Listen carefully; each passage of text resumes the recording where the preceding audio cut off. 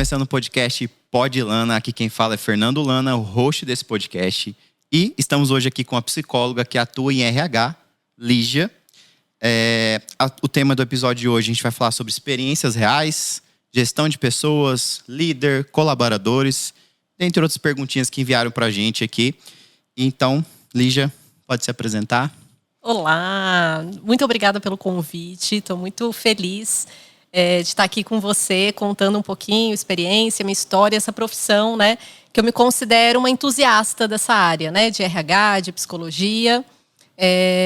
Bom, eu sou psicóloga de formação, nasci lá em Blumenau, Santa Catarina, moro em Brasília já há alguns anos. Acho que eu perdi um pouco a conta de quantos anos eu moro aqui, mas são mais de 15, com certeza. E eu, há mais de 15, também trabalho na área de RH. Então, tive essa formação em RH, em psicologia, trabalhei um pouco em outras áreas da psicologia, uma experiência curta, e depois fui atuar aí com RH. Sou casada, tenho uma filha de 8 anos, além de trabalho, né, de adorar estudar, trabalhar nessa área de atuação que eu atuo, também gosto de correr. Meu marido corre bem mais que eu, ele é maratonista, eu corro pouquinho, mas eu gosto de correr também, gosto de praticar atividades, gosto de passear, viajar, estar com a minha filha, o meu cachorro, e é isso. Aí a gente guardar mais coisa para falar mais para frente. Sim, e eu queria falar por que eu tô trazendo a Lígia. A Lígia, a gente se conhece acho que há uns 5, 6 anos, a gente tá tentando fazer as contas aqui. A gente fez um curso de coach juntos, ela foi minha parceira, já escutou muita coisa do passado aí. E ela, não sei se ela sabe, mas a gente já tomou uns 2 cafezinhos aí e ela contribuiu muito para o meu processo de gestão dentro das minhas empresas. Ela abriu a cabeça em um bate-papo muito rápido, um jogo muito rápido. Ela acabou abrindo a minha cabeça e em 2 momentos, um antes da pandemia e um durante a pandemia, que foi a questão de meritocracia, você lembra que a gente falou? Nossa, eu nem lembrava dessa, Isso. Mas legal. E então foi muito especial. Então eu sempre acompanho ela no Instagram. Então sempre vocês vão ver aqui pessoas que são próximas a mim ou pessoas que talvez não conheço pessoalmente, mas eu sigo no Instagram. Então são pessoas que de alguma forma me inspiram e me fazem e produzem algum conteúdo que eu gosto de ver, que traz algum benefício para mim no dia a dia. Então, também não queria deixar de lembrar de vocês se inscreverem no meu canal. Então, Fernando Lana pode seguir a gente no Spotify. E também seguir meu @Fernando Lana. Da Lígia, qual que é o seu @? @Lígia Baca. Exatamente. Então, segue lá que vocês vão ter. Ela fala bastante teminhas lá. Inclusive, vai até começar a produzir mais depois, né? Porque agora vai divulgar. Agora, né? Com essa aula aqui de...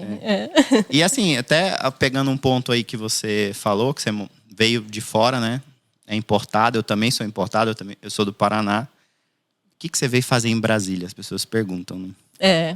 E é uma história curiosa, né? Porque quando eu saí de Blumenau, depois eu, assim, até tive um conflito um pouco. Eu acho que eu saí, assim, como quem sai para ir no shopping, né? Naquele momento. Eu tinha uns 24 anos e eu vim morar com um namorado que morava aqui, que não é meu marido.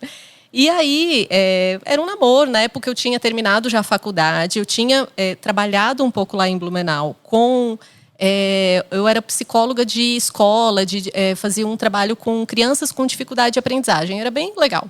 Mas era um trabalho com a prefeitura da cidade e tinha terminado, né, o projeto ali no final do ano. Eu estava com aquela sensação que eu queria alguma coisa diferente. Eu tinha, né, terminado a faculdade e tal, queria uma mudança, queria que acontecesse alguma coisa, ainda morava com meus pais. E eu tinha um namorado que morava em Brasília, e aí eu pensei, nossa, eu tenho que, né, eu poderia morar em Brasília, olha só, né, a oportunidade que eu tenho de mudar e tudo. E aí eu vim para Brasília com esse namorado, comecei aqui, foi assim, no início foi bem difícil, né, porque eu não conhecia ninguém, todo mundo que eu conhecia era através dele, né, e eu comecei a fazer um curso de psicologia clínica, aprender, conheci algumas pessoas nesse curso, tentei fazer um atendimento também clínico e depois eu comecei um trabalho já em RH. Eu comecei a trabalhar numa consultoria, só que esse namoro não deu certo. Esse namoro terminou e aí eu me vi em Brasília, sem conhecer muita gente, né? Sem muita coisa, não tinha nada. E aí eu pensei, gente, o que eu vou fazer? Eu não vou voltar. Concurso público. E as pessoas me perguntam, você não consegue passar em concurso público? Eu nunca fiz um... Você não consegue? As pessoas me perguntavam isso, você não consegue passar num concurso? Mas eu nunca tinha feito um e não era o que eu queria, assim. Eu tinha muito isso de querer trabalhar com psicologia, né? Não tinha ainda, naquele momento, encontrado tanto viés, mas já estava gostando bastante dessa atuação de RH, que naquela época era praticamente contratar pessoas numa consultoria de RH. Estava nessa fase, nesse momento da vida. E aí, o estalo que me deu foi assim, não quero voltar agora para a cidade, porque parece que o que eu vim fazer aqui foi em vão. Então, eu vou morar sozinha. Aluguei uma kitnet, fui morar sozinha. Né? No início, lógico, foi difícil e tal, mas a separação ali também foi tranquila nesse sentido, né? E eu consegui olhar para frente. E hoje, olhando para trás, isso foi uma das melhores coisas que aconteceu na minha vida. Assim, que eu acho que ali caiu uma ficha assim, de autonomia, independência, de saber, eu consigo me virar sozinha, né? Eu sou capaz de fazer algumas coisas que talvez no passado eu era muito medrosa. Tipo, não saber fazer ovo. Não sabia nem fritar ovo. Eu lembro que eu ligava para minha mãe às vezes e falava, mãe, como é que faz isso? Como é que limpa tal coisa? Como é que... Porque eu não sabia nada, né? Eu não tinha me preparado para isso. Mas não morri, sobrevivi, queimei algumas panelas. Lembro que eu botei um negócio no micro-ondas que não podia, explodiu. Só dar aquele pipoco, sabe? Mas sobrevivi, né? E tô aí. Para quem está em Brasília, uma ótima dica para conhecer pessoas é a academia. Então, experiência própria. Aí eu fui para academia, porque né, tinha que ir, né? Porque estava ali, solteira e tal, aí tinha que ir na academia naquela época, mas logo conheci meu marido. Você chegou a ver alguma oportunidade de você chegar... Eu falo porque pessoas que querem trabalhar com a área privada, quando elas chegam em Brasília, às vezes veem oportunidades, porque todo mundo só falava em concurso público. Hoje não mais, tanto assim, mas antigamente se falava muito nisso. Você via alguma luz, você viu isso? Você já teve vontade de ter o seu negócio ou não teve? Você queria evoluir na carreira de outra forma? Enfim. Engraçado, né? Eu nunca tive vontade de serviço público. Meu marido era concurseirozão, assim, quando a gente começou a namorar. Ele frequentava esses cursinhos, né? Tinha muito cursinho e tudo. E ele até hoje ele fala para mim, não... Isso não é para você, né? Ele reconhece que eu sou do outro universo, assim. Engraçado, eu também nunca tive, né? Esse negócio de, eu vou ter uma empresa e tal. Eu acho que eu sempre convivi bem com esse negócio de fazer parte de uma equipe, né? Eu acho que por isso também que eu fui trilhando essa atuação da psicologia dentro de empresas, porque eu gosto de grupos, de... ter relacionamento com várias pessoas, conhecer várias pessoas diferentes, ter oportunidade disso, de compartilhar, de conversar. E a trajetória na clínica mesmo é uma trajetória mais isolada, assim, mais individual, porque você pode até atender grupos e tudo, né? Mas a rotina acaba sendo, né? O dia a dia ali acaba sendo de atender os pacientes e tal, e essa rotina talvez mais solitária, assim, né? Então, assim, eu acho que eu sempre quis muito esse negócio do grupo e de estar numa empresa. Eu tive sorte também que depois, né, dessa experiência da consultoria, eu entrei na empresa que eu estou até hoje, que é o Grupo Stefanini, e me identifiquei logo de cara, já me identifiquei muito com a cultura da empresa, com como as coisas funcionavam, com as pessoas lá dentro, e estou até hoje. Então, estou há 14 anos lá. E várias coisas na minha vida aconteceram eu estando lá, né, com oportunidade de conhecer outros lugares também, fazer outras coisas diferentes. Acho que isso me fez bem e engraçado, né? Eu nunca tinha parado para pensar nisso agora que você me perguntou. Realmente, eu sempre tive muito isso, assim, fazer parte de um grupo, de uma empresa, né? De uma equipe. Certo. Bom, eu vou voltar um pouquinho, até nessa questão de escolha, de profissão e tudo mais, no passado. Então, eu vejo hoje uma dificuldade muito grande. Na verdade, vou falar o jovem, né? Porque eu tô com um pouquinho mais de idade já, né? Então dá para falar. O jovem, mais jovem. A geração... Qual que é a geração? Geração Z? Z é o quê? 18, 19? Geração Z, que nasceu entre 95, acima de 95 até 2010, 2009. Então, assim, eu vejo... eles, às vezes, escolhem a profissão sem saber exatamente o que ela vai fazer, ou é uma escolha muito aleatória, né? Sendo que hoje a gente tem um acesso à informação muito grande e uma possibilidade hoje de você ter um contato com a profissão e você escolher ela porque você tem mais noção. Porque eu lembro que na época, quando eu fui escolher, tinha o guia do vestibulando, né? Então você preenchia um monte de... Gente, esse pessoal nem sabe o que é isso, mas Você preenchia um monte de questão e ele falava qual a área que você tinha que escolher. Aí tinha páginas, né, das profissões de tal a tal que você cabem dentro do seu perfil. E aí você lia tudo. Tanto é que eu escolhi... eu sou formado em Relações Internacionais, trabalho com publicidade, mas eu escolhi Relações Internacionais porque eu gostava de geografia política, porque eu gostava de economia. E eu fui escolher a faculdade pela grade dela do curso. Porque eu fui olhar quais matérias que tem dentro da faculdade. Porque, eu poderia escolher Relações Internacionais e ir para a área de diplomacia. E não é algo que eu gosto. Então, eu fui escolher. Então, assim, mesmo... E é muito distante, que é difícil. Você não conseguir ir na faculdade para falar, eu posso ver uma aula, eu posso fazer isso... ou eu posso escutar um professor falando alguma coisa nesse sentido. E hoje é possível. Hoje a informação é muito... Seu professor está no Instagram, tem um canal no YouTube, está falando sobre várias coisas, então você consegue entender se realmente é aquilo assim. Me conta um pouquinho sobre como é que foi a sua escolha e como é que você vê esse cenário de hoje. Assim, você lidar com isso na empresa, essa geração chegando para você entrevistar, alocar, enfim, como é que é isso? Eu sei que é uma pergunta muito grande, mas... mas é interessante, né? Porque eu sempre achei, na verdade, que a gente escolhe profissão, a graduação muito cedo, né? Eu fiz vestibular, eu acho que eu tinha 17 anos. Sim. Acho que toda uma maioria, né? Faz com essa idade. Então, é muito cedo para você saber realmente se é aquilo que você vai fazer a vida inteira e tal. E eu acho que ao longo desses anos, a gente também vai quebrando algumas crenças, né?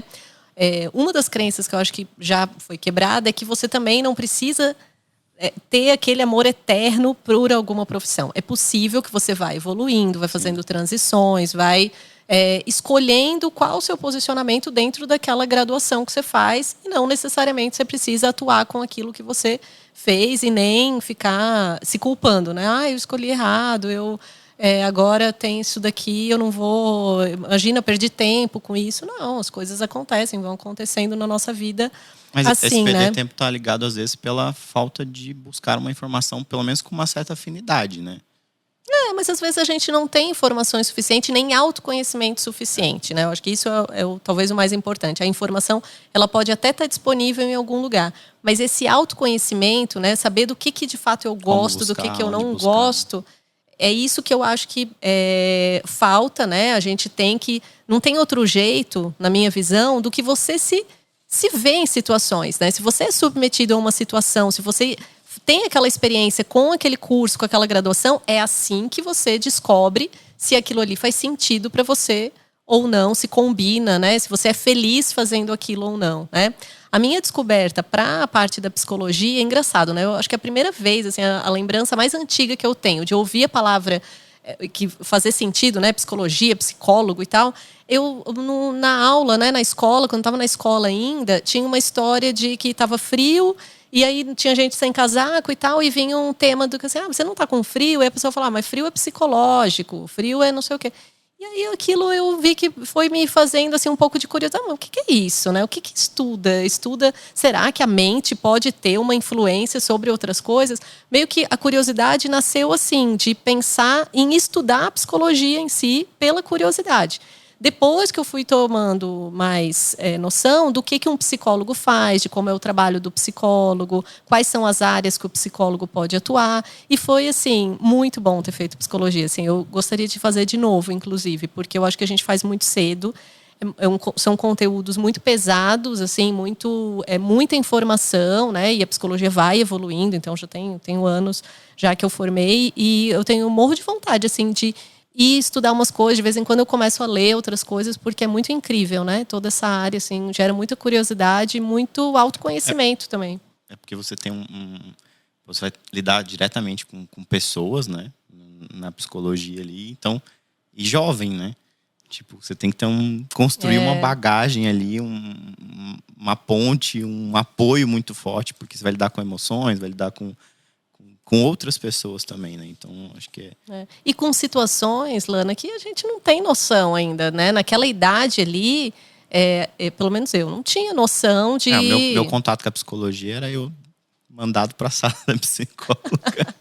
para ficar fazendo desenho. Eu fazia tudo igual para ver se enganava, né? Nossa, não consegui dar um... Você achava, né, que você enganava as não psicólogas, né? Elas traçavam o seu perfil ali com isso, né? Mas era isso, né? Enfim, Sim. E hoje, assim, até para quem... Algumas pessoas me mandaram algumas perguntas da área, né? Até jovens também. Então, assim, de certa forma você já falou, né, dessa paixão. E, enfim, o que você recomendaria hoje se a pessoa quisesse seguir o que você está seguindo, né? Psicologia, com ênfase no RH mesmo. O que você poderia dar uma dica aí? Em termos de estudo, formação, existe um leque muito grande, né? Nem todo mundo que trabalha com RH, que esse nome, inclusive... Vem da psicologia. Esse nome RH, a gente nem usa tanto isso, é a expressão mais conhecida, né? Mas muitas empresas já rebatizaram a área de RH como gente e cultura, como no caso lá do Grupo Stefanini, a gente chama de gente e cultura. Tem gente que chama de gente e gestão, área de gente, enfim, tem vários nomes. Por quê? Recursos humanos, você trata o humano como recurso. Então não é tão simpático, né? Pensar que a pessoa é um recurso. A pessoa é uma pessoa que tem as suas características, que tem suas habilidades, que vai contribuir ali numa equipe para algum resultado. Então, esse eu acho que é um primeiro ponto. E que, em termos de estudo, a pessoa que quer atuar, né, na área que eu atuo, gente, cultura, RH, tem várias opções de faculdade que se pode fazer. Então, tem muita gente que trabalha nessa área que fez administração. Já trabalhei com pessoas que se formaram em pedagogia. Tem próprios cursos de RH mesmo. Tem a psicologia. Então, tem várias. Eu adoro a psicologia. Acho que o psicólogo organizacional, que é o nome que se dá, né, quando o psicólogo atua dentro da organização, ele carrega uma visão complementar. A gente vive um momento hoje, né, de ansiedade das pessoas, né, do burnout, que se fala muito, né, das pessoas trabalhando muito. Então, quando o profissional de RH ele vem com essa experiência de psicologia, é legal por causa disso, porque ele carrega uma visão que complementa. E muitas empresas estão colocando o RH até, né, o diretor de RH como CEO. A área de, a área de pessoas a importância disso na relação, né? Na construção de cultura, né? De realmente aquela coisa, né? Aquele selo do que eles falam. GPTW? Então, hoje eu segui aquele roteirinho ali. E, assim, são pessoas que são capacitadas para poder fazer isso, né? E lidar com a pessoa e com todo esse processo. E sempre bem-vinda a diversidade também, né? Assim, a diversidade de formação nesse caso, né? Além de experiência de vida, de visão de mundo, de todos os outros campos da diversidade, a diversidade de formação também é legal. Então, uma área de gente e cultura, que tem um psicólogo, que tem um administrador, que tem um pedagogo, né? Que vai ter o olhar ali da aprendizagem, de como as pessoas aprendem nas organizações. Todas essas formações, eu posso estar esquecendo de algumas também, outras que eu não estou citando, mas são super bem-vindas. E aí, aproveitando o tempo, como é que você vê a importância da gestão de pessoas dentro de uma empresa? Assim, hoje, avaliando. A gestão de pessoas, na verdade, é a forma que você faz os resultados da empresa acontecerem, né? Porque, assim como para você trabalhar, para você saber o que você tem que fazer, isso nasce ali de uma comunicação. Geralmente, essa comunicação vem de um gestor de pessoas, né? Que vai. Eu tenho uma visão muito que o líder, o gestor de pessoas, ele atua em 3 pilares. Ele atua direcionando as pessoas, ou seja, falando o que as pessoas precisam fazer dentro da organização. Ele atua desenvolvendo as pessoas, que é falar como as pessoas vão fazer aquele trabalho. E ele atua inspirando as pessoas, que é meio que o porquê que as pessoas fazem aquele trabalho. Porque ninguém quer ir trabalhar de segunda a sexta, ralar, fazer um monte de coisa, só para atender um desejo de alguém ou um objetivo de um CNPJ. Né? As pessoas também querem se realizar no trabalho. Né? Então, elas saber por que elas estão fazendo aquilo, o impacto daquilo na vida de alguém, no meio ambiente, no mundo, na evolução de algum outro negócio, é importante. E também conectar com os desejos dela. Né? Então, às vezes, ela tem um desejo de conquistar alguma coisa, ou de se realizar, ou se fala muito em propósito, né? Você botar o seu propósito para alguém, realizar alguma coisa nesse sentido. Então, a dificuldade, possível. Assim, tipo, para o gestor, fazer para ele é fácil, né? Essa frase, né? Mas fazer, né? Fazer com que as pessoas façam aquilo é uma coisa cultural, uma coisa de exemplo, é uma coisa que tem que vir também dele como, né? Não a pessoa chegar lá, bater o ponto, ir embora e pronto, né? E também tem aquela questão acho que a dificuldade é esse acostumado a fazer, a pessoa fazer, né? O gestor fazer e não conseguir propagar isso. E tem a questão daquele líder que ele quer ser muito o protagonista, né? Tudo tem que passar, né?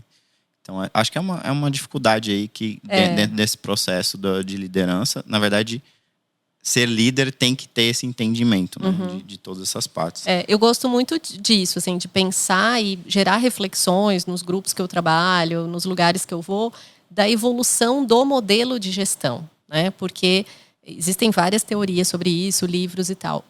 Esse modelo de gestão, ele passa por uma evolução, né? Ele nasceu lá uma expressão que se usa muito é comando e controle, né? O comando e controle é aquele chefe que manda e a equipe nem pode abrir a boca, né? Falar nada, assim. Falar, tem que fazer, é assim e pronto. Mas eu não quero saber. É assim e pronto. Esse é um estilo comando e controle, né?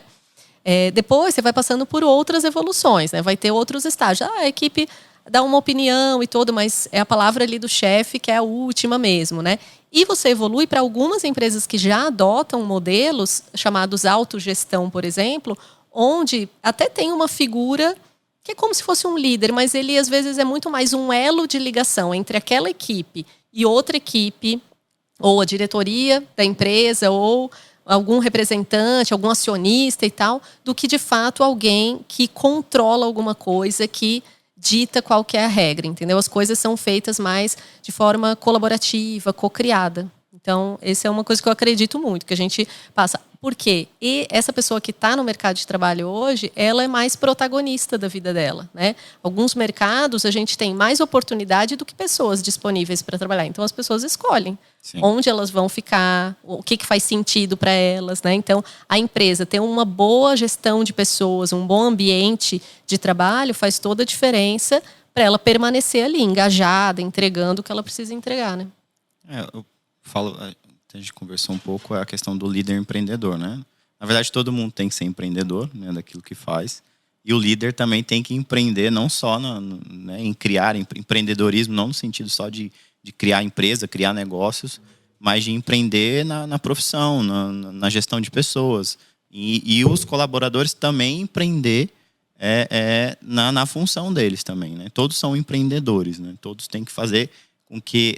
eles falam que essa conta, ela não pode ser cara, né? De troca dentro de uma gestão de pessoas. Então, existe quando você está num grupo de pessoas, você pode pedir algo para alguém e a pessoa fazer muito rápido, muito fácil.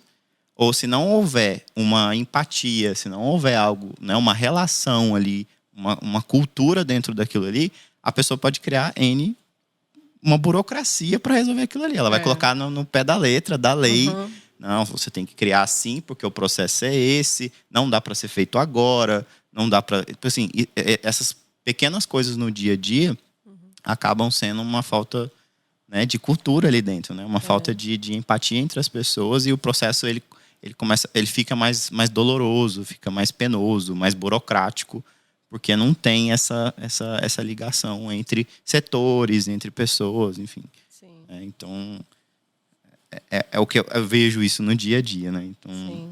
Se fala muito de relações de confiança, de você estabelecer essas relações de confiança. É através da relação de confiança que você constrói essa empatia, né? Essa segurança psicológica. Isso, trabalho híbrido, por exemplo, né? Que agora empresas já adotavam, mas todo mundo teve que adotar durante a pandemia. Você acha que home office funciona? Claro. Todos os setores?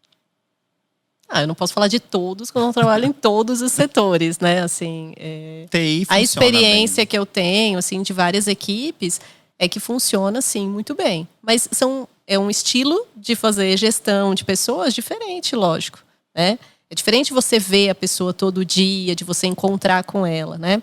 É uma outra relação ali que você constrói, de confiança, de outras práticas, né? Outros rituais de acompanhamento, de equipe, de conexão com a equipe, Porque você perde ali o cafezinho, né?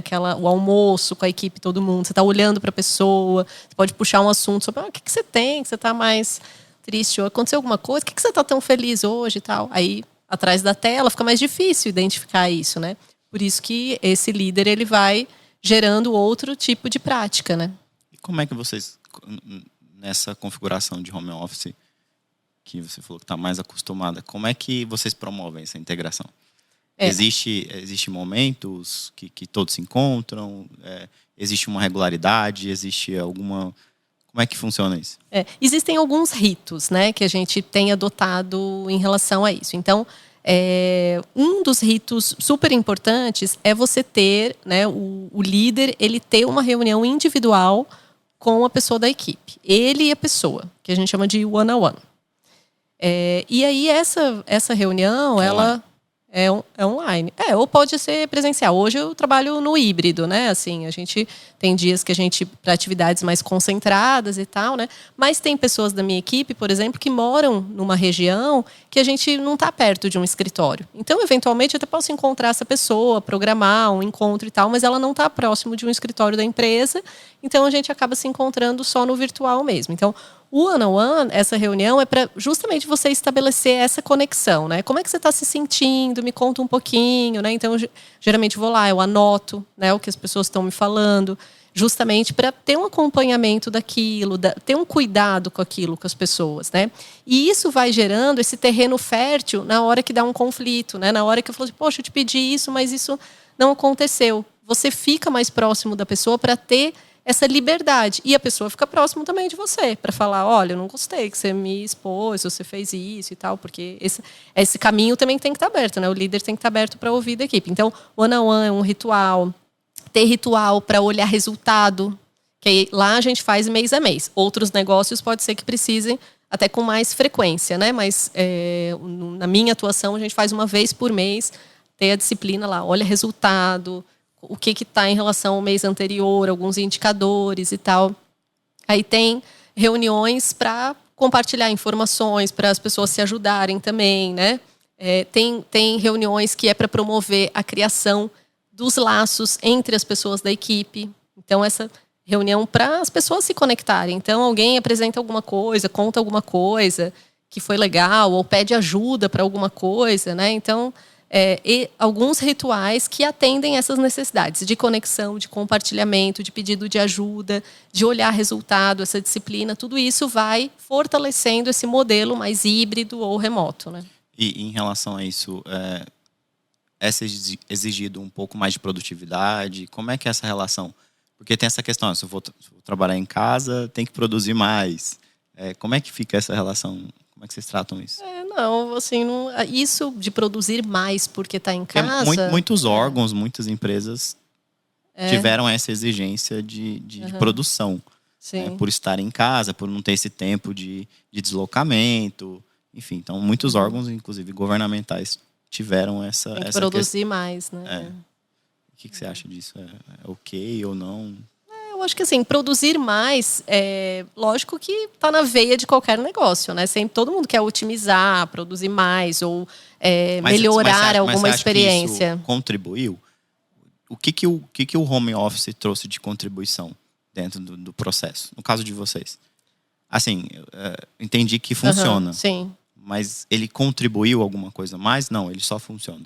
Ele contribui para vários aspectos, assim, né? Tipo, por exemplo, qualidade de vida da pessoa, né? A condição que a pessoa tem, às vezes, de trabalhar alguns dias de casa, ela pode, com mais facilidade, praticar uma atividade física, ter uma alimentação mais saudável, né? Estudar alguma coisa diferente, porque ela não tem aquelas horas no trânsito, né? Ela pode conciliar com outras coisas que também fazem parte dela ser uma profissional, uma boa profissional ali, cuidando da saúde dela, né? Às vezes conciliar com alguma questão relacionada a ter filhos, né? Porque aí você está mais próximo dos seus filhos, você não perde aquele tempo de deslocamento e tal. Agora, o ser humano, cada um é de um jeito, né? Tem pessoas que eu converso que falam, Deus me livre o home office, eu quero ir para o escritório todo dia, eu não consigo me concentrar. Tem muita gente. Sabe que pessoas da área comercial, de vendas, falam muito isso, né? De que Provavelmente você tem esse perfil assim também. Você quer estar perto de gente, de pessoas e tudo. Então, as pessoas têm mais dificuldade. E eu acho que tem atividades realmente que é mais difícil, né? Você fazer home office com mais frequência, o home office. O meu trabalho também, não quero fazer home office todos os dias, nunca mais sair de casa, né? Eu tenho uma frequência que eu vou no escritório, que eu viajo para encontrar com a equipe que eu acompanho, para fazer reuniões, né, com grupos, dar treinamentos, fazer trocas. Então, essas integrações entre as pessoas são muito importantes e são muito mais ricas no presencial realmente, né? Mas é muito bom, às vezes, quando você tem que criar um conteúdo ou que é mais individual, ou fazer uma análise de alguma coisa, né? Fazer ali remoto, sossegado, sem, às vezes, uma interrupção, sem se distrair com alguma coisa que acontece no escritório também, né? Dando uma quebrada aí. Várias situações foram expostas, né, do home office, né? Teve alguma situação que você possa contar de engraçado, alguma coisa nesse sentido? Nossa! Não, eu com minha filha em casa, né? Na pandemia, ela tinha 5, 6 anos, né? E aí, teve um dia que eu tinha que entrar numa reunião, assim, era com um cliente que eu ia apresentar, porque eu atuo com RH, mas às vezes eu preciso estar com cliente, até clientes que a gente está prospectando para negócios, para contar sobre a área de RH. Eu adoro fazer isso, inclusive. Como é a empresa, né? Como é a empresa, como são as práticas de RH, como é que a gente recruta a gente e tal. E eu vou lá contar essa história. E aí era uma empresa, assim, super séria, americana e tudo, né? E aí eu falei assim, Mari, não entra aqui no escritório, porque eu vou ter uma apresentação, quero me concentrar. Não é porque ela não pode aparecer, né? É porque é a minha concentração, às vezes, né? Eu não quero me desconcentrar quando eu estou fazendo, né, uma coisa. Aí a menina aparece com um pente enrolado no cabelo. Sabe quando vai pentear e o negócio fica enrolado no meio da cabeça, assim, sabe? Parecia uma faca no meio da cabeça. Aquela criança aparece assim na câmera. Eu, meu Deus. Não tinha o que fazer, eu tinha que desenrolar ali. Só 1 minuto, gente. Aí vai, desenrolei. Deve estar o nó até hoje lá no meio. Legal. Mas teve situações em relação... Isso foi com você, em relação a todo mundo? Ou situações de reuniões com muita gente? Ou não? Todo mundo leva na esportiva, assim, né? Alguma situação, alguma coisa que tenha acontecido. Na verdade, todo mundo fica esperando, né? Na reunião, tava esperando alguma coisa. E sabe uma coisa que eu acho que também cortou aquele papo, que eu sempre detestei, que era um papo assim, e o profissional tem que deixar os problemas em casa. Da onde, gente? Que você vai deixar... Tá com um baita problema, como que você vai deixar em casa? Desliga. Tem até uma série, né? Eu não assisti essa série ainda, mas diz que tem uma série que você esquece tudo, né? E entra na outra parte da sua vida. Mas isso não existe, não tem como separar, não tem como cortar isso. Então, acho que essa experiência da pandemia, da gente entrar na casa das pessoas, ver família, ver filho, ver como é a vida da outra pessoa, também colocou a gente num pé de igualdade, assim, né? Pô, todo mundo tem família, todo mundo tem que fazer almoço, todo mundo tem que limpar a casa, né? Todo mundo tem que fazer isso e normal, vamos administrar tudo isso, né? Bacana. Bom, vamos voltar para o tema de... Aí, no caso que você talvez seja algo que você mais trabalha, que é a parte de contratação. Acho que a realidade de muitos, né? São empresas pequenas que não tem alguém de RH. Vamos fazer uma aula de entrevistas agora. Então, e assim, você tem uma dificuldade, não sei se é hoje, né? Talvez eu possa falar por hoje, por eu estar vivendo, de reter, né? As pessoas saem muito rápido hoje. Então, aí muito se fala a questão de processo de onboarding, que é importante. E aí se discute em time, né? Que tamanho que tem que ser esse onboard. Antigamente, uma pessoa entrava né? No caso, você está 14 anos na empresa. A pessoa entra para ficar 20 anos, 25 anos. Então, o processo de onboard dela era 5 anos. Você ia avaliar ela 5 anos depois, nesse sentido. Hoje, não. Então, o prazo é muito curto, né? E, assim, como é que tá isso para você? Assim, lógico que vocês têm um departamento, mas se você pudesse falar para as pessoas que, né, são realidades hoje da maioria, de empresas pequenas, enfim, que não tem um setor específico, como lidar com essa situação? O meu conselho cuide bem desse início. Realmente isso faz muita diferença, né? Programar o primeiro dia da pessoa, né? Assim, às vezes eu vejo, né, as pessoas, começa o primeiro dia, a pessoa... tudo bem, não tem como a pessoa saber tudo no primeiro dia, né? Mas aquele cuidado de receber a pessoa, né? De disponibilizar um tempo, de dar alguma coisa para a pessoa, já ler, já estudar, né? Se tiver algum treinamento para ela fazer, melhor ainda, né? Mas de dar uma atenção para a pessoa no primeiro dia e naqueles próximos dias também. Lá no grupo, a gente até identificou que é legal ter mais conversas nesse período, né? Então, a gente tem rodado uma pesquisa mais curta ali para saber como é que está a experiência da pessoa no 7º dia dela, depois no 15º dia dela, depois nos 30 dias tem uma conversa um pouco mais longa para saber como é que está isso. Então, tem tido uma experiência ali de cuidar desse início, né? Quando sua empresa é menor e que não tem tanta gente, não tem um RH para fazer isso, o próprio gestor ou a equipe, por que não desafiar alguém da equipe, falar assim, você me ajuda com isso, de ter um papel aqui, meio que de RH, de cuidar dessa pessoa, de ajudar a pessoa que está chegando. E às vezes essa empresa crescendo, essa pessoa até pode ser uma pessoa que vire um RH no futuro, porque já começa a se identificar com essas atividades também. Então, cuidar desse início realmente faz muita diferença. O feedback, as pessoas sempre pedem feedback. Toda pesquisa de várias empresas que eu converso, tem essa questão de que a pessoa sempre deseja mais feedback do que ela recebe. Mas eu já dou 500 feedbacks. A pessoa vai falar que ela quer mais feedback, porque a pessoa ela quer saber como é que ela está indo, ela quer ter uma noção. E as pessoas têm vergonha de perguntar isso, muitas vezes. Elas esperam que o líder fale isso antes. Então, uma dica também é do líder já começar a dar um feedback. No início, ele vai ter muito mais elogio do que crítica para fazer, porque a pessoa nem está fazendo muita coisa. Então, aquele elogio, mas eu vou ficar elogiando, mas a pessoa tem que saber o que está te chamando a atenção. A pessoa entra no 12, né? Ela também vem já, tipo... Então faz um elogio ali. Também, uma coisa que eu falo sempre, façam as pazes com esse turnover, né? Também não fica sofrendo, a pessoa foi embora muito cedo. Isso às vezes acontece, né, da pessoa. E você usou uma palavra que eu tenho brincado, esse negócio de retenção, né, da pessoa. Eu li um artigo legal que fala assim, a gente não tem que pensar mais em reter a pessoa. A gente tem que trocar a palavra por engajamento. Porque o reter, parece que só você quer que a pessoa fique lá, né? Que nem reter líquido, assim, né? Tá prendendo a pessoa lá dentro. Não, se você troca aqui, a pessoa ela tem que ficar porque ela está engajada em crescer ali, em oportunidade. Então, as partes. Dividir sua visão, né? Para onde que a gente está indo da empresa? O que vai acontecer? Quais foram as principais vitórias esse mês? O que a gente conquistou? Tem cliente novo chegando e tal. As pessoas saberem disso ajuda elas a investirem mais naquilo ali, o tempo delas, o aprendizado, a se dedicarem mais também, né? Tem um outro ponto que colocaram para mim e foi uma questão de... Geralmente, isso também posso falar por experiência própria. A gente escolhe as pessoas muito pela habilidade técnica. E a gente acaba demitindo por um aspecto comportamental. Já aconteceu com você? Já. A maioria das vezes.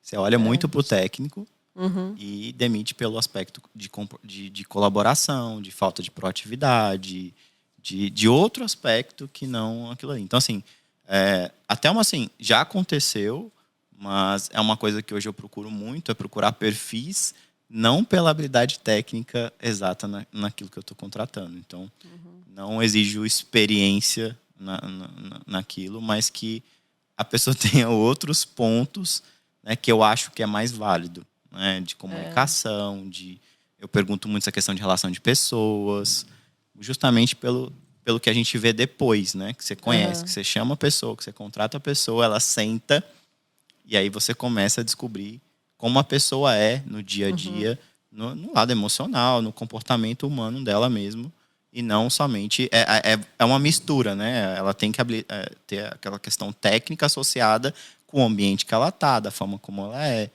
Então, assim, eu, de certa forma, já falei um pouco sobre isso, né? Hoje eu tenho essa visão, mas como é que talvez alguém poderia abrir a cabeça nesse sentido? Como é que ela poderia talvez mudar o processo seletivo dela? O que você daria como dica para esse gestor No caso, assim, eu abri a cabeça por questões de experiência, né? Mas isso acontece lá? O que você poderia falar sobre isso? Acontece. Só muda o endereço, né? Vocês têm alguma dinâmica de, além da entrevista comum da habilidade, de ter alguma outra coisa para entender quem é essa pessoa mais, enfim? E de uma forma que não seja invasiva, porque é um terreno também muito complicado, porque hoje determinadas coisas, determinadas perguntas, às vezes você não faz porque você, né, não tem uma segunda intenção. Você quer realmente um lado profissional, você quer entender um pouco do emocional da pessoa, mas pro lado do negócio ali, né? Mas do trabalho. Muito importante você pensar em como você perguntar, sabe por quê? Porque as pessoas também avaliam a oportunidade. E é através das perguntas, muitas vezes, que a empresa é vista para quem está concorrendo ali, né? Então, saber fazer a pergunta de uma forma, lógico, respeitosa, sem ser invasiva, é super importante pensar nisso mesmo. Conselhos que eu posso dar aqui. Por exemplo, entenda qual que é a cultura da sua equipe, qual que é o perfil, quais que são os comportamentos, que cultura nada mais é do que comportamentos. Quais são os comportamentos bem-vindos, né, na sua empresa. E isso você pode descobrir falando com a sua equipe, observando a sua equipe, né? O que a equipe faz aqui que é legal, que ajuda a gente a ter o sucesso que a gente tem. Então, você começa a perceber quais são os comportamentos desejados para as pessoas que vão entrar. Na hora de entrevistar, em vez de você ficar perguntando assim, você é organizado? Porque, eu não sei, você já perguntou para alguém que a pessoa é organizada e a pessoa falou, não, eu sou desorganizada, na entrevista? Já. Sério? E daí você contratou, né? Porque eu fui sincera. Mas... Já teve uma que eu desconfiei, e aí eu falei assim, me mostra como é que você... Nossa, Enfim, aí você pode perguntar uma situação dela, né? Fala assim, me diga uma situação aí que você teve que ser muito organizada, que sua organização fez toda a diferença para o sucesso do projeto que você estava, para o sucesso da equipe lá que você estava. Aí a pessoa vai te contar uma situação. Nessa situação, você vai começar a conhecer um pouquinho, né? Se a pessoa não tem aquela habilidade, se ela está tentando parecer uma coisa que ela não é, vai ser difícil ela contar essa situação com muito detalhe, com muita informação. De forma natural, né? De forma natural. Então, é uma forma até de você ir conhecendo como que a pessoa já transitou naquilo, né? Que experiências ela tem, para depois você até trazer isso para o contexto da empresa que ela vai atuar, né? Essas são boas oportunidades, assim. Em vez de você ficar perguntando direto, me conta uma experiência sua. E do lado do colaborador, da pessoa que está sentada ali. O que seria um ponto interessante de ela trazer, talvez? Porque, assim, as respostas são muito parecidas, né? Às vezes a pessoa está nervosa, é o primeiro emprego, é a primeira situação. Ou, às vezes, a pessoa sabe demais, ela tem uma experiência muito grande, e mesmo assim ela fecha uma oportunidade por não conseguir responder, não conseguir, assim...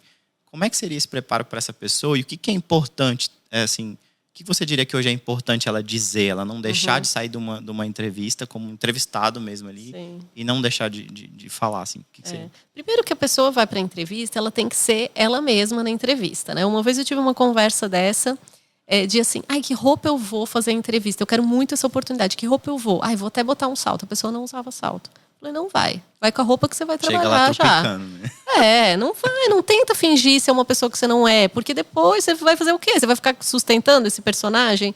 Né? Não vai conseguir e vai ser ruim, vai frustrar. Então, seja você como você é. Né? Não tenta esconder nada. Não tenta mostrar uma coisa que você não tem, né?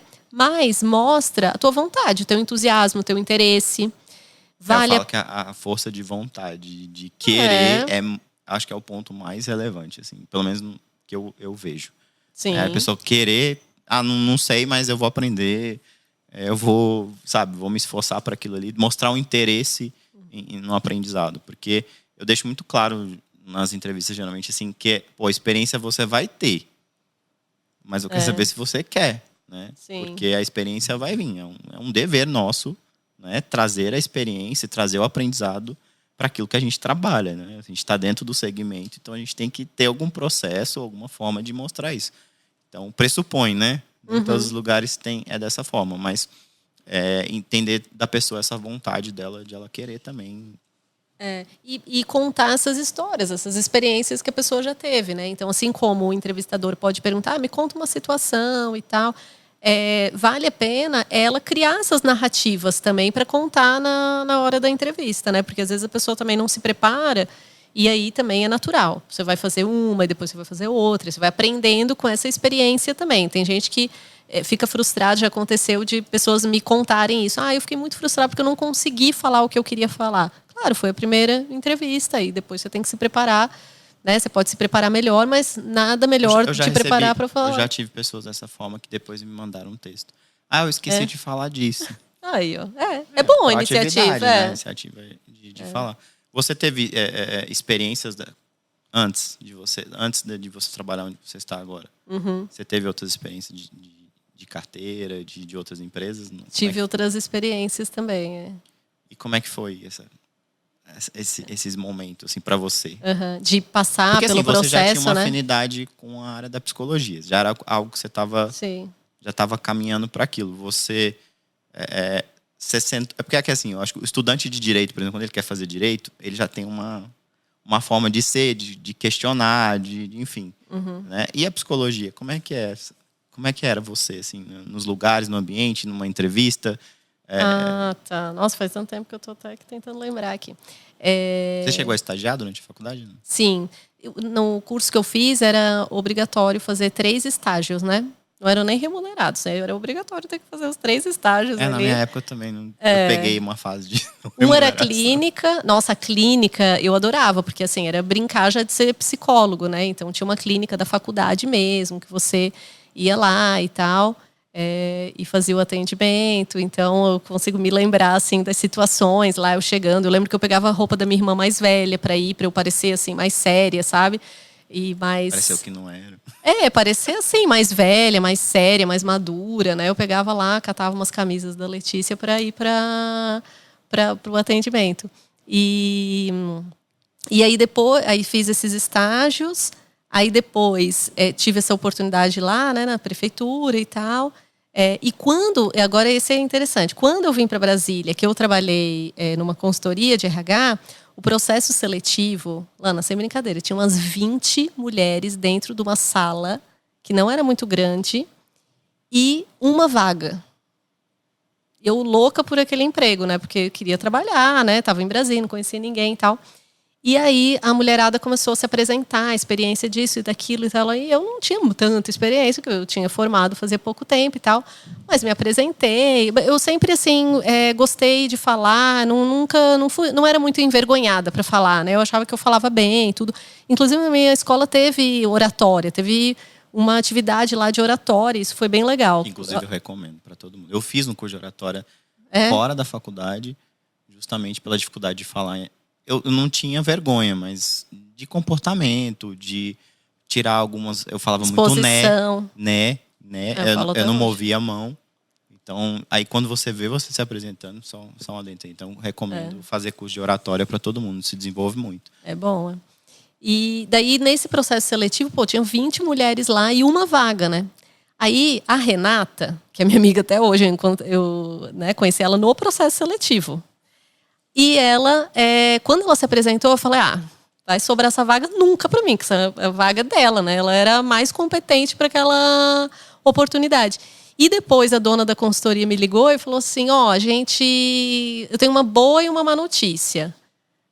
Daí a boa era que, a ruim era que a vaga não ia ser minha, mas a boa era que ela, como o grupo foi tão bom e tal, ela tinha aberto uma segunda vaga e aí eu ia ficar com a segunda vaga.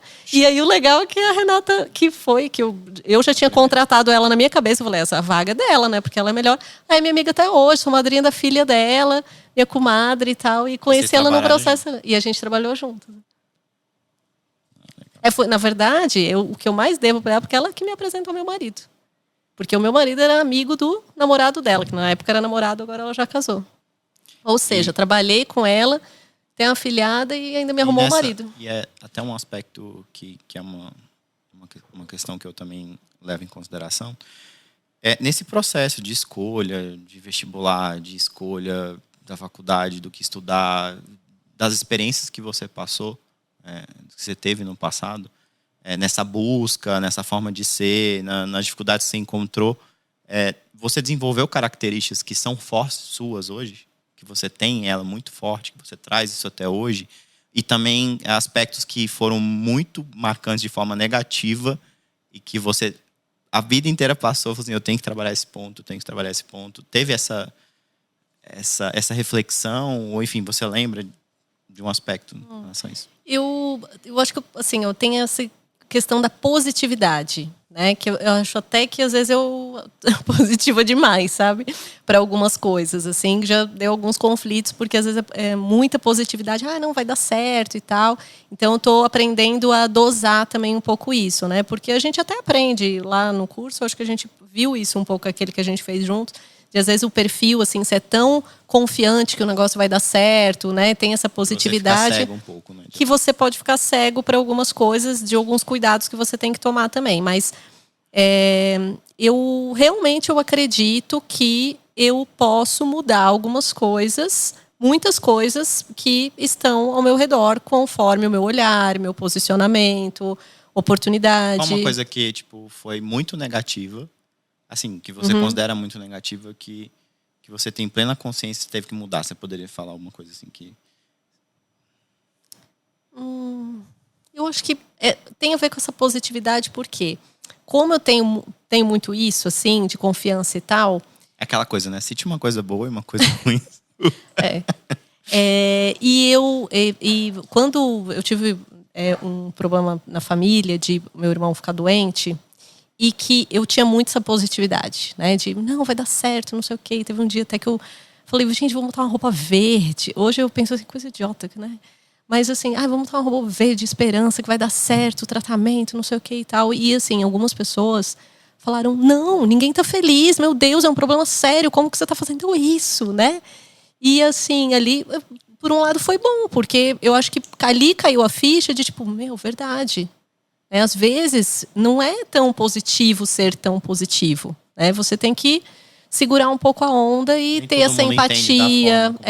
E eu achava que aquela minha atitude ali, naquele momento, era uma atitude que ia ajudar as pessoas, mas não estava ajudando, estava piorando a situação. Então, a mensagem não ache que todo mundo vai receber tudo da forma que você receberia. As pessoas têm comportamentos diferentes, visão diferente, então...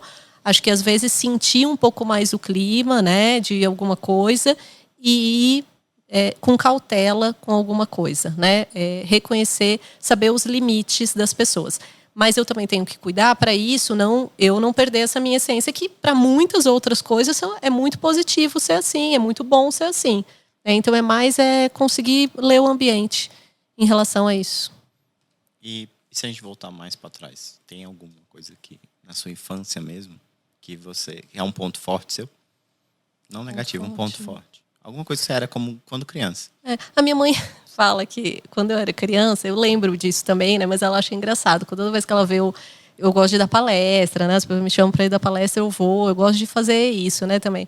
E aí ela falava, eu até lembro de algumas cenas, que quando tinha alguma coisa da escola, que eu tinha que ler, interpretar alguma coisa, que eu subia em cima do sofá, né? Eu não queria falar no chão, eu já subia em cima do sofá. Era atenção.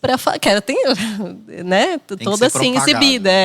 E aí ela achava graça disso, assim, né? Que eu já fazia isso ali, e talvez já era uma necessidade de, sei lá, de expressão, de aparecer.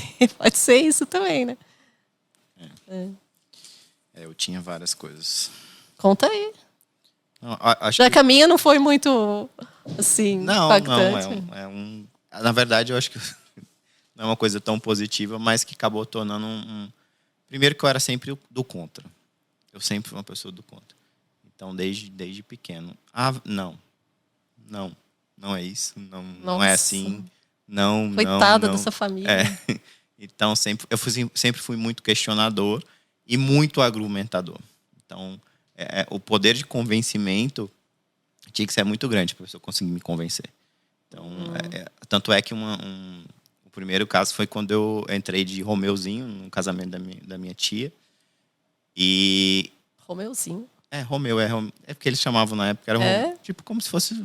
não sei, era talvez essa coisa de interior, né? Mas era o Romeu e Julieta, né? Era eu não o sabia casalzinho. disso. Aprendi essa hoje aqui. E aí foi todo um processo de escolha da roupa, não sei o que, só que omitiram o sapato. Omitiram esse sapato. E aí, no dia do casamento, apareceram com uma sapatilha dourada. Nossa. E eu não queria colocar essa sapatilha. Eu tinha 8 anos, 7 anos. Tipo, uma sapatilha toda dourada. Tipo assim, era fora pra mim daquilo ali.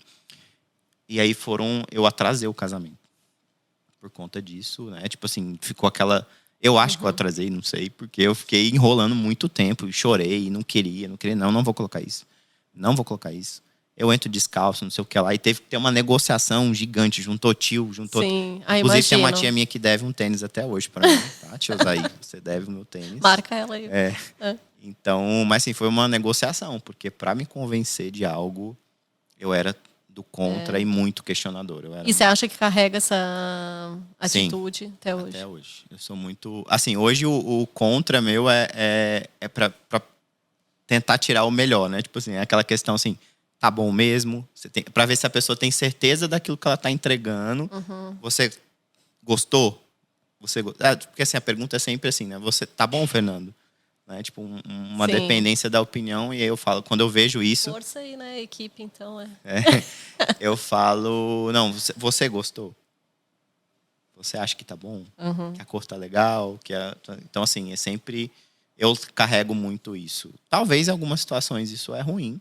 Mas hoje eu vejo pelo um lado mais positivo, assim, né? De querer sempre o melhor, né? Sempre tentar com isso. Então, Lígia, tem algumas perguntas que mandaram para mim que eu não posso deixar de fazer. E uma delas é como prevenir ruídos dentro da empresa? Fofoca? Aquelas coisinhas que vão se transformando numa bola de neve e desanda tudo. Tem uma coisa que eu aprendi assim...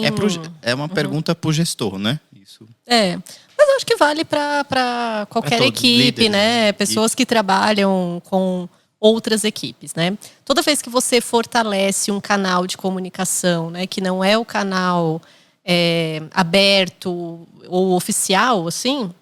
Você acaba fortalecendo o ruído, né, o outro canal, né? Então, ter momentos para conversar com a equipe, abrir para dúvidas, tocar em pontos, de repente, pontos mais polêmicos, mais que geram dúvida, que as pessoas se sentem desconfortáveis, né? Então, falar sobre isso é muito interessante. Eu já tive experiência de trabalhar com líderes que, na hora que saiu alguém foi desligado da empresa.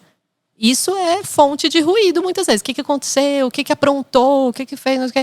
Do líder chegar e reunir a equipe e falar, gente, olha só, vocês viram que a pessoa foi desligada. O que vocês querem me perguntar? O que vocês querem saber sobre isso? Já fala logo. Vamos encerrar e abriu, né? E aí tem que dar um tempinho. Também não dá para abrir para pergunta, deixar 1 minuto e ninguém perguntar nada e falar, então tá bom, vocês não querem saber nada. Tem que estimular, tem que... É tudo aquela questão da confiança, de fortalecer a relação de confiança para isso acontecer bem, né?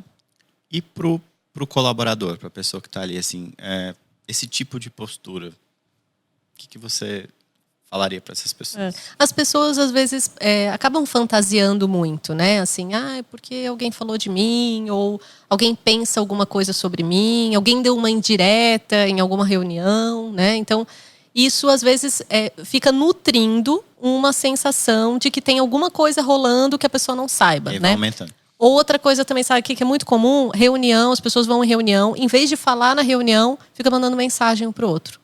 Aí você viu o que ele falou? Olha só, não sei o quê. Isso é péssimo, né? Porque você fortalece o canal do ruído, da fofoca, e não fortalece o canal ali da transparência, da confiança mesmo que você tem que ter. Eu acho que também tem um pouco o aspecto, as pessoas... do feedback, né? As pessoas darem feedback para as outras, né? Então, eu acho que tem uma dificuldade muito grande de como as pessoas chegarem e falar. Então, muitas vezes, realmente são pessoas que, né, não prestam atenção naquele comportamento que não é adequado, que não é bacana. E elas não medem a proporção que aquilo vai tomar. Porque você vai passando para outro, é a fofoquinha, né? E muitas também não conseguem, não sabem como dar esse feedback. Então, como é que você vê essa relação? Como é que poderia essa pessoa talvez chegar? Como é que seria a abordagem para a pessoa dar feedback para um companheiro de trabalho? Sim. Tem uma técnica, é uma coisa bem... As pessoas comentam bastante sobre comunicação não violenta. Tem livros sobre isso, curso, um monte de coisa. E tem uma coisa muito simples da comunicação não violenta, que é a seguinte: você passa por 4 elementos. Primeiro é você observar o que está acontecendo, né? Então, a gente até falou aqui antes, observa, sente o que está acontecendo ali, como que o outro está se comportando, percebe o teu sentimento em relação àquilo. É o segundo ponto, sentimento. Eu tô com raiva, eu tô ofendido, eu tô inseguro com isso, né? Eu tô me sentindo mal de alguma forma, ou isso feriu meu ego, né? Ou de alguém, né? Porque muitas vezes as pessoas pegam as dores das outras pessoas, né? Exatamente, também. Então, você tá comovido porque a outra pessoa, que é seu amigo, tá se sentindo assim, e você tá tomando essas dores, você tá só vendo um lado da história. Então, observou, identificou o sentimento, aí você vai observar também a necessidade, porque além de sentimento, todos nós temos necessidade. Necessidade de respeito, necessidade de visibilidade, necessidade de autonomia, necessidade de liberdade. Cada um de nós tem essa necessidade. E a gente não aprende muito bem a identificar sentimento e necessidade. Às vezes isso fica muito nebuloso para nós, né? Então, identificar isso, saber dar nome, né? Nominar isso. E, por fim, o 4º elemento é fazer o pedido. E aí você faz o pedido pensando no seu sentimento, né? E não pensando assim: Lana, você me deixou constrangido com isso. Não, porque aí você está falando do outro. Você fala: eu me senti constrangido com aquela situação, então eu gostaria de... Meu primo falou, meu amigo, tem alguém... Não, falar uma coisa mais... Fala uma coisa que aconteceu com você, né? Então você fala pode do teu... falar com autonomia. Olha, eu fiquei constrangida com aquela situação e, assim, eu tenho uma necessidade de entender o que está acontecendo, por isso que eu vim te procurar, para que você possa me falar a sua visão sobre a situação. Então, esses 4 itens, você consegue... endereçar melhor, né, essa situação, tocar no assunto. As pessoas não sabem muitas vezes essa técnica e fica muito difícil tocar em assunto que é conflito. Mas se você usa esses, não precisa ir assim, né, tão direitinho, mas só de ter consciência que esses 4 pontos fazem parte ali de uma estratégia de comunicação não violenta, isso pode te ajudar a tocar em alguns basicamente problemas. É o pensar antes de agir, né? Você pensa e vê se faz sentido falar, como falar, se aquilo ali realmente está te afetando. Se realmente não é um problema do outro e você está querendo absolver e você está aumentando muito mais do que a pessoa. Porque às vezes a pessoa não sentiu aquilo. A mesma coisa que você sentiu. Às vezes para você é perturbador aquilo ali, mas às vezes para outra pessoa não é. E você coloca aquilo ali, um peso naquilo que não existe também. Então é bom refletir sobre isso. E aí uma outra pergunta é: as melhores empresas são as que têm as melhores pessoas? As melhores empresas são as que têm as melhores pessoas? O que seriam melhores pessoas, né? Todas as pessoas têm os seus valores, né? Talvez a gente possa pensar em que a pessoa certa no lugar certo. E o que é isso? O que eu quero dizer com isso? É a pessoa estar feliz fazendo aquilo que ela faz, que aquilo está compatível com os valores dela, aquilo está compatível com as habilidades dela. Porque você põe uma pessoa, às vezes, que não está preparada, né? Está muito longe de um desafio, ela se estressa muito com aquilo. Se ela não tem um suporte, se ela não tem um apoio, aquilo pode, inclusive, adoecer ela, né? Ou o contrário, né? Quando ela está diante de uma coisa que não está fomentando nela a capacidade que ela tem de realizar aquilo, né? Não é algo que está mexendo realmente com as habilidades dela, está trazendo até um tédio, né? Às vezes. Então, eu acho que essa frase, eu ressignificaria ela, porque eu não acho que a gente tem que olhar assim, as melhores... Porque se eu falo que tem melhores pessoas, tem piores pessoas, quem são as piores pessoas, né? Todo mundo tem seu valor, todo mundo tem um lugar ao sol. Eu acredito muito nisso. Às vezes as pessoas podem ter dificuldade de entender qual o lugar delas, né? Às vezes demorar para encontrar, ou por um receio, por um medo, por não ter tido oportunidade também. Aí, acho que até a importância do profissional de RH, de gente, cultura, ir identificando, né? Quem são as pessoas que têm que estar aqui? Quem que é esse público que deveria estar contribuindo com esse negócio, né? Certo. E aí agora, para o gestor, né, mais específico. Quais skills necessários para um bom gestor? Bom gestor. A pessoa, para ser gestor de pessoas, tem que gostar de gente. Tem que gostar de se comunicar. Tem que estar aberto para aprender sobre o outro, sobre o estilo do outro. Empatia, né? Tem empatia, né? Se colocar no lugar do outro. Né? Então, essa capacidade, né, de conexão com as pessoas é super importante. Mas tem muitas vezes aquele negócio assim, mas eu sou tímido, eu não vou ser um bom gestor? Pode ser um excelente gestor, né? Não precisa ser aquela pessoa extrovertida e que está sempre rodeado de um monte de gente. Um bom líder, ele tem que ter essa capacidade, né? O líder, ele não lidera só pessoas, ele lidera muitas vezes resultados, uma área, uma estratégia, processo. Então, cabe as competências também de orientação para resultado, né?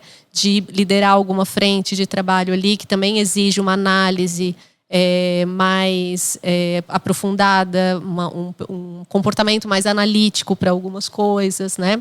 Mas essa capacidade de escuta, de leitura de cenários, de continuar aprendendo constantemente, né? Se manter informado sobre o seu negócio também, porque muitas vezes é ele que dá a visão para a equipe para onde a gente está indo. Então, a capacidade de se manter atualizado, né? E também em constante aprendizado, porque o mundo muda o tempo todo, né? Tem uma outra pergunta aqui, eu vou até mudar um pouquinho ela. A pergunta é como treinar e desenvolver os colaboradores. Mas aí eu queria que você trouxesse... por exemplo, você tem a situação de uma empresa que é nova e que você pode começar um processo do início, né? Que você pode começar de forma mais correta. E eu acho que o desafio maior é quando você está no meio, né? Ela já existe há um tempo e você... Poxa, lógico que tudo é um processo, né? Você vai desenvolvendo aos poucos. Mas, às vezes, o gestor, ele tem uma situação de vida, um momento que ele realmente dá um basta e que ele quer mudar a partir dali de uma forma muito drástica. E isso, às vezes, pode soar um pouco... como iniciar isso, né? Dentro de um processo de uma empresa que já tem... Né, já tem uma cultura, né, de coisas erradas, ou uma cultura que não tem uma cultura, na verdade. Então, assim, como seria assim, um primeiro passo assim, para uma empresa que já está constituída, de falar, não, basta, vou mudar da partir daqui? Como é que seria esse processo, assim, que seriam os primeiros passos? Tem uma autora que eu gosto, que fala de cultura organizacional, que ela fala, os trabalhos, ela é uma consultora americana que atende várias empresas, e ela tem curso disso, escreveu livro sobre isso.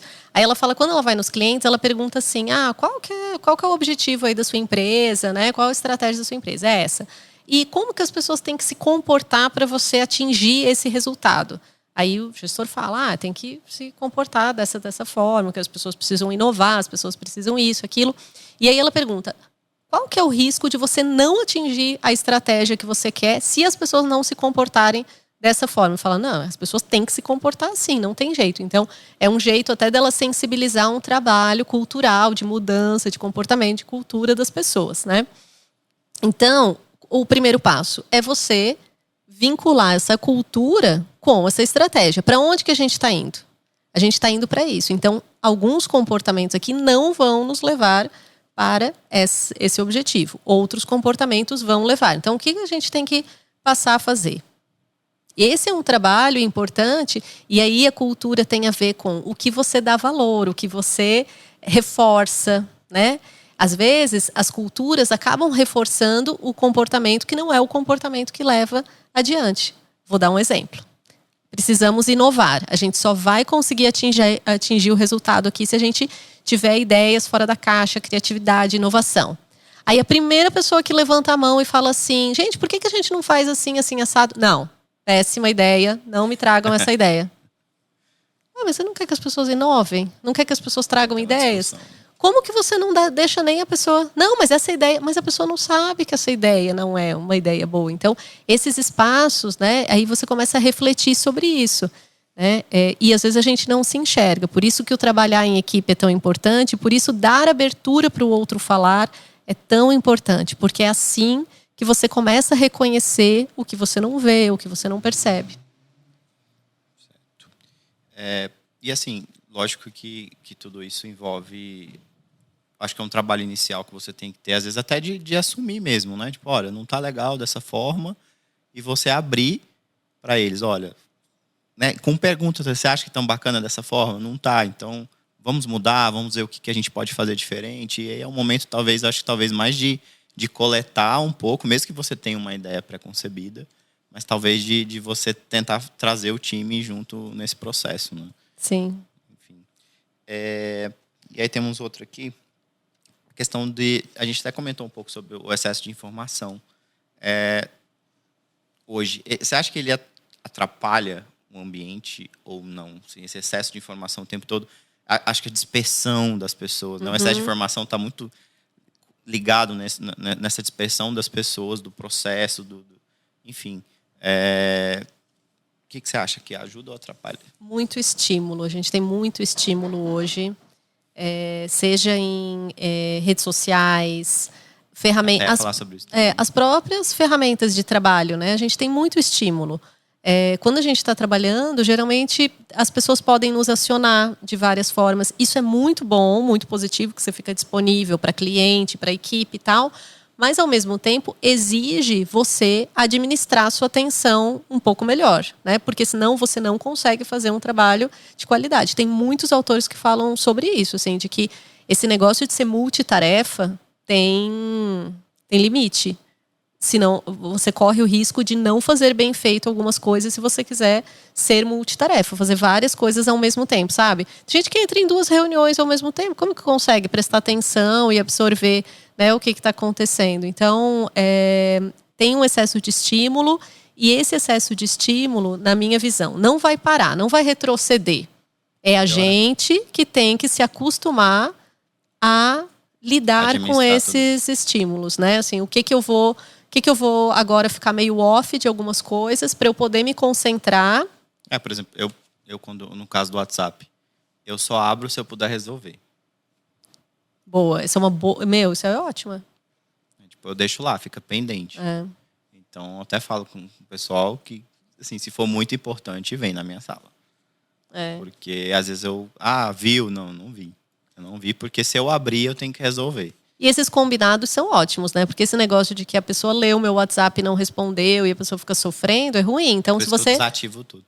Legal. Tô brincando. Mas eu não vejo. Mas é uma questão de ordem mesmo. Fica ali pingando um monte, mas eu só abro se eu puder resolver.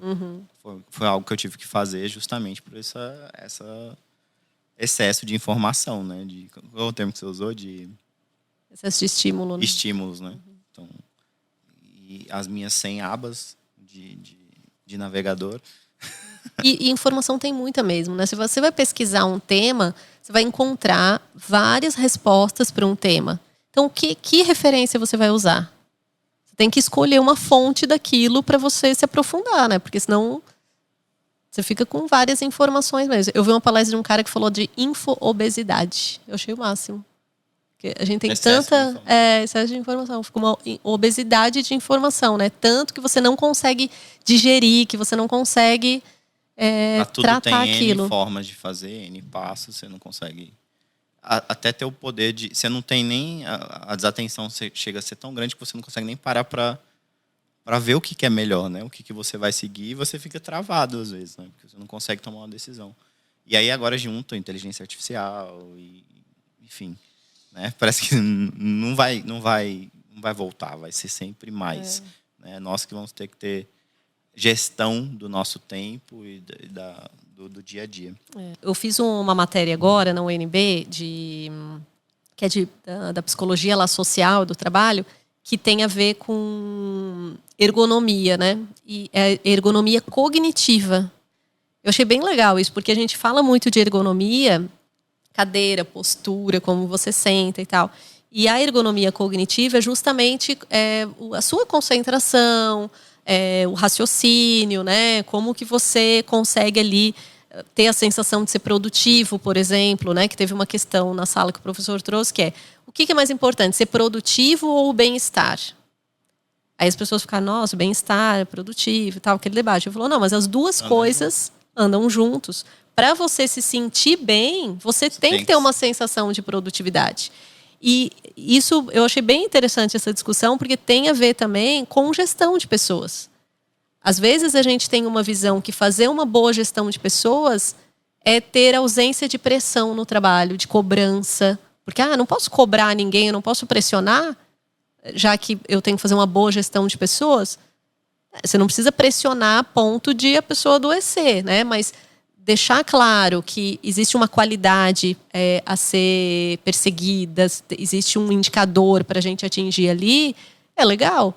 E a pessoa ter a sensação de produtividade, saber, poxa, eu aumentei minha produtividade, eu tô performando melhor do que eu performava no passado, ou eu melhorei em alguma coisa, dá uma sensação de bem-estar também, de evolução, isso né? Tem muito a ver, acho que, com uma autodefinição de metas também, né? De você saber qual que é o máximo e o mínimo que você consegue fazer, o que você quer, para você saber se você está tendo, né, essa produtividade. Então, isso, inclusive, é uma coisa que eu também estou fazendo, justamente porque o multitarefa, né? Quando você tem muitas coisas, se você não listar aquilo que você tem que fazer, que aquilo ali tem que ser entregue e que seja palpável, né? Durante o dia, durante aquilo, né? o seu trabalho, você chega ao final do dia e acha que não foi produtivo, né? Que não rendeu. Mas porque não tem qual que é o parâmetro. Uhum. Né? Qual que é o parâmetro? E aí mesmo assim, coisa de carreira, né? Para onde eu vou evoluir, que curso que eu vou fazer, quanto que eu tenho que ganhar, o que eu preciso fazer. Você não tem um parâmetro final, então você nunca vai ser produtivo, você nunca vai ter uma sensação de bem-estar com você mesmo e que aquilo ali está rendendo. Então, falta isso. Na verdade, é aquela coisa do coach, né? Qual que é o seu objetivo? É verdade. Era toda hora isso. É verdade. É a primeira coisa que tem que ser ajustada, porque as pessoas têm que ter objetivos, as pessoas têm que ter meta, tem que ter. E nesse processo de gestão de pessoas, né, de bem-estar, como é que você se atualiza? Porque, assim, tem o excesso de informação. Sim. E o excesso de variáveis, né? As variáveis é o tempo todo. E às vezes, por exemplo, dependendo do porte da empresa, eu acredito que, por exemplo, surge uma inteligência artificial. Você trabalha numa empresa de tecnologia e talvez o tipo de conteúdo que você entrega, o que você entrega, tem que ser muito original, tem que ser muito né, de performance. Você tem um mercado super competitivo, de avaliação, e aí surge algo desse tipo. Acaba que, eu acredito que o gestor, né, de pessoas tenha que criar algo para isso, né? Então, como é que você se atualiza e, ao mesmo tempo, cria processos? Sim. Eu assim, já tenho uma facilidade que eu gosto de ler, de estudar, isso faz bem para mim, assim, sabe? Nutrir, eu acho que funciona assim para criatividade, para engajamento, para motivação, eu ter contato com coisas novas, né? Funciona bem para mim. Então, eu tento acionar um senso crítico em mim e de fontes, o que eu estou consumindo, da onde que eu estou consumindo. Porque realmente tem muita informação disponível, né? A gente pode embarcar em alguma coisa ali, alguém na internet falando sobre alguma coisa e achar que aquilo é excelente e está super aprofundado. Então, eu tento ir numa fonte que tem a ver com o negócio que eu trabalho, que eu represento, né? Que outras pessoas que convivem comigo também valorizam aquela fonte, né? Embasamento. Né? Isso é importante, assim. E ter essa constância de, não, deixa eu ler um pouquinho sobre isso, deixa eu estudar um pouco sobre isso. Eu gosto de estar sempre fazendo algum curso, lendo algum livro. Às vezes a gente não consegue estar o tempo todo fazendo algum curso, mas ter algum contato, né? Às vezes não estou fazendo curso nenhum, mas me inscrevo numa palestra, num evento que seja online, para ter aquele estímulo de alguma coisa nova, de alguma informação recente. Gosto de ler, às vezes, e entender alguma coisa de outros mercados que não é só e acaba que as de pessoas RH. também acabam trazendo também, né, o questionamento. Tem também os isso. Os colaboradores acabam chegando com assunto. Total, Enfim, vamos usar isso aqui então, porque vai facilitar o nosso trabalho, enfim, né? Acaba... Teve um momento que eu me toquei disso, sabe, Lana? De que eu comecei a perceber que o que eu falava em alguma reunião ou alguma apresentação, as pessoas pesquisavam no celular, assim, quando você estava falando. Que tem a ver, né, com essa geração mais jovem e tal, que tem estímulos o tempo todo, né? Eles querem acompanhar alguém falando alguma coisa, mas ao mesmo tempo eles estão validando. Isso aqui faz sentido? Será que é besteira isso que a pessoa está falando e tal? E eu acho que isso é legal a gente ficar atento a esse movimento, porque te exige mais aprofundamento também. Não vai falar besteira em alguma coisa ali que... lógico, às vezes você pode falar alguma coisa e falar, não sei, eu penso isso e tal. Mas quando você está representando alguma coisa, você está ensinando alguém alguma coisa, tem que ter uma fonte, você tem que checar antes se aquilo faz sentido ou não, né? E até uma coisa que eu tinha colocado aqui para lembrar, sobre essa questão de ser generalista ou especialista. Uhum. Então, assim, a gente tem muita pessoa, né, na internet tem muita gente generalista. Muito mesmo. Então, acaba que junta tudo isso, o excesso de informação, as fontes. E eu falo que, assim, na verdade, é até um problema dos próprios profissionais especialistas em não produzirem conteúdo de qualidade da forma como as pessoas consomem. Porque você tem uma essência, você tem uma especialidade em determinada coisa, mas você não produz conteúdo na altura de como as pessoas se comunicam naquele momento. Então, eu falo que na música também tem isso. Eu falo muito para artistas que, às vezes, o artista mais velho, ele fala, não, mas eu não quero... Eu já usei isso muito. Eu não quero mudar a minha essência. Tá bom, você não precisa mudar a sua essência, só que você tem um desafio maior. Porque a forma de comunicação mudou. Então, você pode continuar com a sua essência, mas você tem que mudar a forma de comunicar. Né? E se você é um artista, se você ama aquilo que você faz, você quer propagar aquilo para mais gente, você tem que entender que uma pessoa que tem 10 anos, 9, 8 anos agora, que já está escutando, que está com um aparelho de celular na mão, ele vai consumir a sua música também ou não. Né? Então, se você quer levar a essência da sua música, do seu trabalho, seja para qualquer área, você tem também que pensar nas linguagens que você vai falar e na forma de comunicar. Né? Porque isso mudou. Né? Isso mudou, para algumas pessoas mudou, para outras pessoas não mudou, mas você, né, se quiser conseguir. Então, assim, essa questão da blogueira, né? Quando surgiu as blogueiras, então as especialidades médicas, o pessoal de saúde... ficou um pouco afetado com esse tipo de comportamento, porque as pessoas viraram generalistas e as pessoas encaram como se elas fossem especialistas. Mas a galera não se movimentou para produzir um conteúdo. Então acaba que a pessoa confia no que o outro fala que é bom para comer, no exercício que o outro fala que é bom para fazer, e nem são especialistas naquele assunto. Sim. Mas eles produzem algo e às vezes até estudam para aquilo ali, mas de uma forma que fica muito generalista, não leva em consideração todos os aspectos.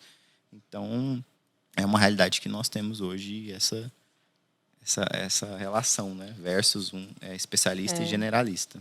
E vai surgir outras, né? Assim, surgiu o TikTok recente, tem gente que ainda fala que TikTok é só dancinha. A gente sabe que não é, né? Já tem muita coisa acontecendo. Ontem eu conversei com uma pessoa que já é remunerada pelo TikTok com o que faz, com o conteúdo, e já está muito bem assim. Então é real. E tem gente que ainda acha existe que... uma crítica sem... Né, eu falo assim, para você entrar dentro de uma rede social, né, você que é profissional, e você fala, não, eu não quero, eu não vou, enfim, né, lógico que tem essa questão de escolha, mas tem essas pessoas que criticam, mas também não acham. Então, vá consumir. Isso, vai conhecer, correta, não fala besteira. Vai procurar quem quer. Então, vai pela hashtag daquilo que você é, do assunto, né? Verifica aquilo ali, se realmente só tem dancinha, se só tem aquele tipo de conteúdo. Não, eu consumo muita coisa na rede social de informação.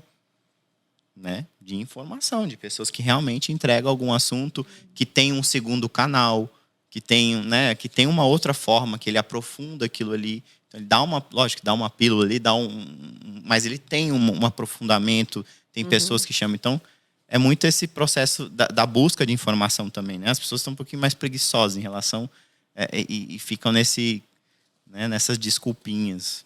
Uma pergunta, na verdade, é uma afirmação, né? As pessoas falam assim, eu estou estagnado, né? Quero mudar. E aí, tanto existe isso do lado empresarial, né? Das pessoas que às vezes acham que vão... Não está dando certo isso aqui, eu quero outra coisa. E também tem das pessoas que tá na sua profissão, enfim, estão estagnados, naquela sensação. O que você recomendaria para elas, assim, né? De dar essa... Onde procurar, o que fazer quando se sentirem dessa forma? Que eu acredito que deve ter também pessoas que talvez chegam em vocês e falam, né? Tipo assim, eu Sim. quero mais, eu quero outra coisa, não quero isso, não sei para onde ir, enfim. As pessoas, elas têm muitas opções. O que elas não podem é achar que as coisas vão cair do céu ou que alguém vai bater na porta delas e falar: alguém me falou que você queria alguma coisa nova, eu tenho aqui para você um plano e uma coisa que é tudo que você esperava, né? Então, esse negócio do protagonismo é muito importante.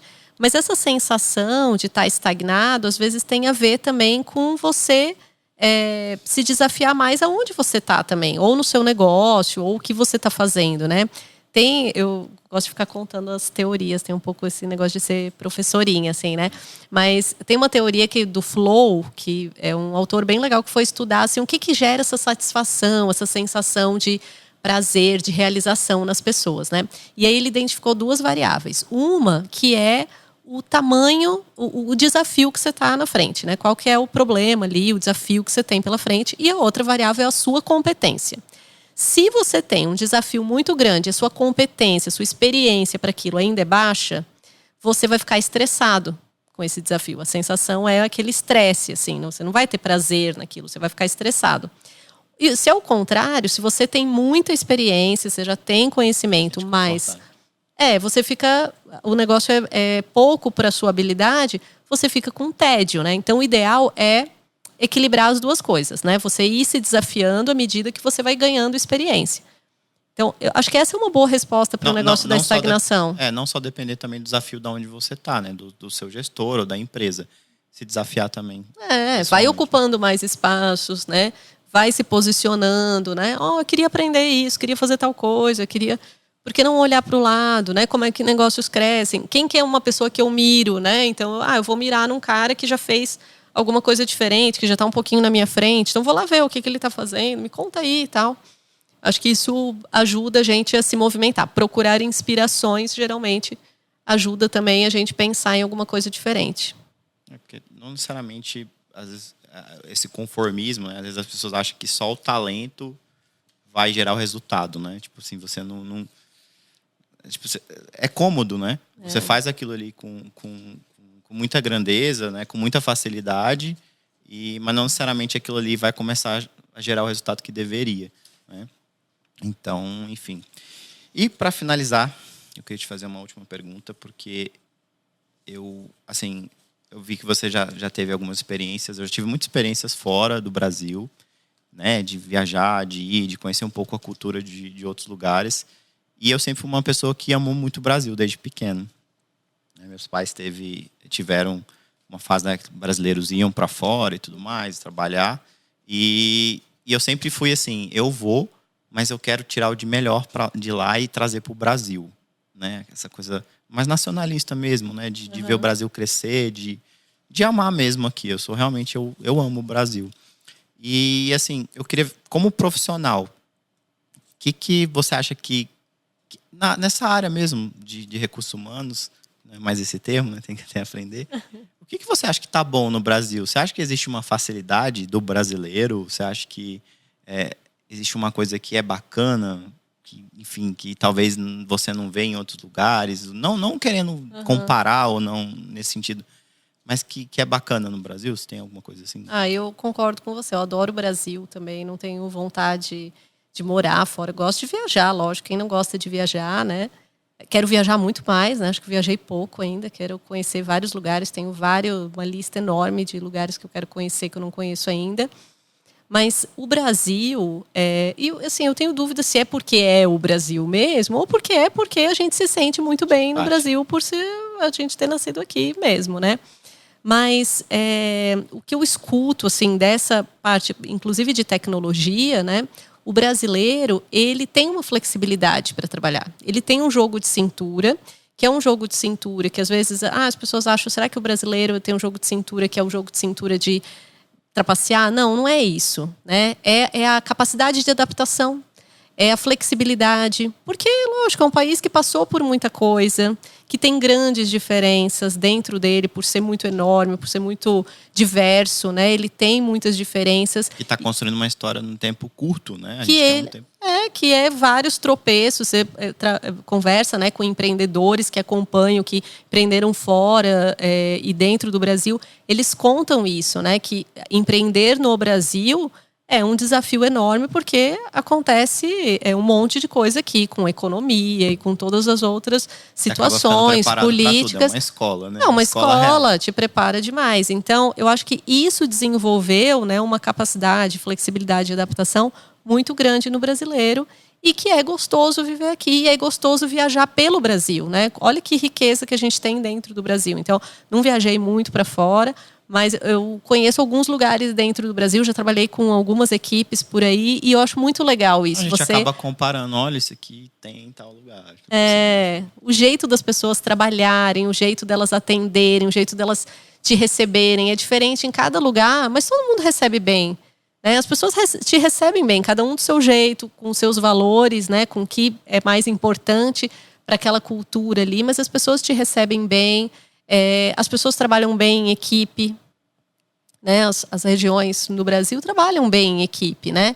Elas têm curiosidade quando você é de outra região. De comunicação, né? De puxar assunto, de falar com o outro. Então, aliás, isso é uma coisa super difícil quando você está num lugar que você não tem o domínio. Mesmo que você fale um pouco outro idioma, mas como é difícil, né? Resolver as coisas assim, quando não é no seu país, você conhece as coisas e tal, que você acha que... Ainda mais quando, né, eu acho que eu tenho um jeito assim de que, às vezes, se tem alguma coisa que não tá bom, eu vou lá, converso com alguém e tal. E aí, quando você tá num lugar que as pessoas... Você não vai conseguir fazer isso, né? Você não sabe como é que elas vão reagir, você não sabe se é daquela forma. Você não sabe se comunicar, se expressar da maneira certa, né? E aí, nesse mesmo... isso aí você falou que é bom. E o que você mudaria? O que eu mudaria? Profissionalmente, na sua área, o que você acha que está faltando no geral, no processo de gestão, que assim é muito, muito talvez debatido, muito discutido, para onde você vai, e que precisa melhorar no Brasil em relação à área que você está? A área que eu atuo? Cara, eu acho que a gente está evoluindo muito bem, assim, sabe?